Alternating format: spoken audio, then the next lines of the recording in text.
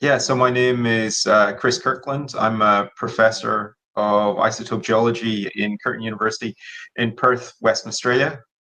So my day job is basically a cool day job. I get to date the age of rocks to understand how old they are, and that's helpful to understand mineral systems. So when ore deposits form, but also understand when various types of processes have happened in our Earth through its very, very long history. That's a spectacular period of Earth history. So we're looking back now about 700 to 600 million years ago. So with that in context, if we stretch out our arms from here to here, and that's the full span of Earth history from 4.5 billion to today over here, all of Earth history is removed with a kind of a nail file. So what we're talking about is somewhere 700 million years ago, so somewhere about here relative to the full deep time age span. And the reason that's a really interesting period of Earth history is our globe would have been covered in ice from pole to equator to pole again. And that ice, some people have proposed, was up to 5 kilometers thick. And it's a really important period in Earth history because just after this snowball event happened and it thawed out, is when we start to see more complex forms of life developing.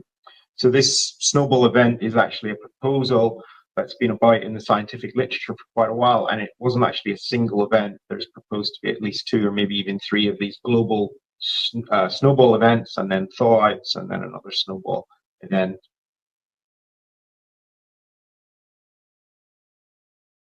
So during snowball Earth, there's obviously this proposal that life has to have endured, and that life would have been simple cell bacteria.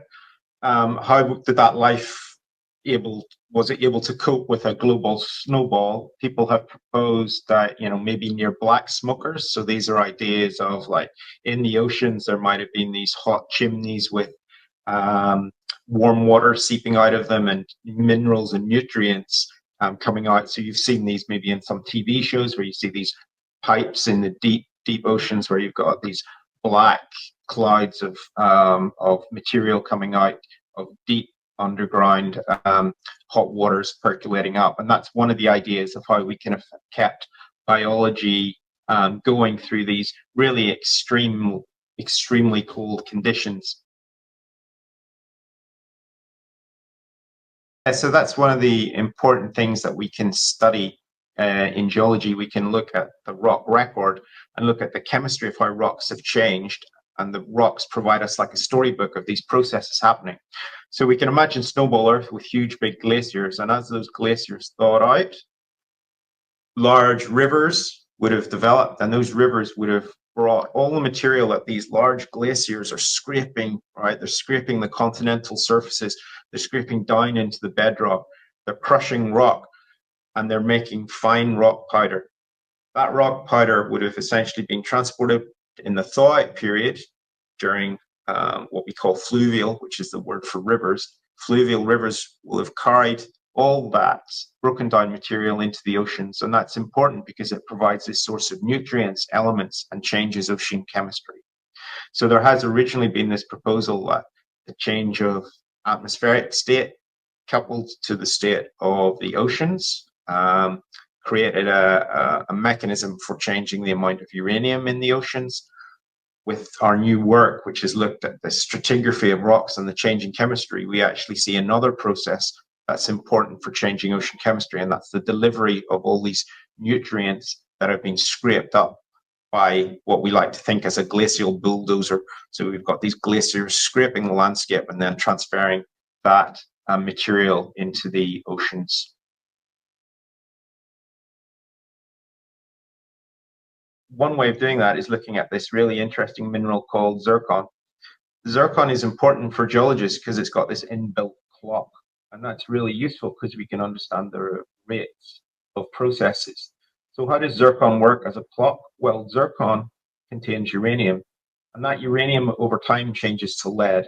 So if we can measure the amount of uranium and the amount of lead, we can work out the age of that crystal, because if it's got more lead, it would have a longer lifespan.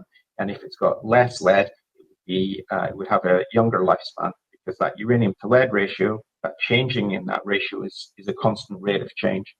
So that's how geologists date processes through deep time, and it's very widely used. So it's used to understand the age of ore deposits. It's used to understand the age of granites, rocks that are formed in magma chambers. We can use it to understand volcanoes, but we can also use it to give us a time marker for the change in chemistry that happened during snowball Earth.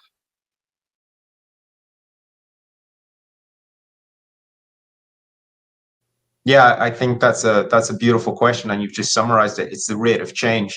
So it's how fast processes are happening. So in the rock record in the near Proterozoic, so that's 700 million years ago, we can see these big global changes, but they occurred potentially quite rapidly for our planet, but nowhere near the rate that current man-made changes are happening. So it's the rate of change that's really remarkable today, because of the gases that are being put into the atmosphere. These greenhouse gases causing global warming are creating a much faster change in environmental conditions. So while our planet will survive and continue, and biology will change and adapt, what we see today is going to make things more challenging for us, because it's the rate of change, which is why, you know, these proposals to limit greenhouse gas emissions and to consider various processes within our planet for because of the environmental implications they might have are actually quite important, which is important why politicians, you know, get together and discuss these activities and put plans in place to ensure that, you know, climate change, while it will happen, is slowed down and is on a rate that we can respond to and our societies can adapt to.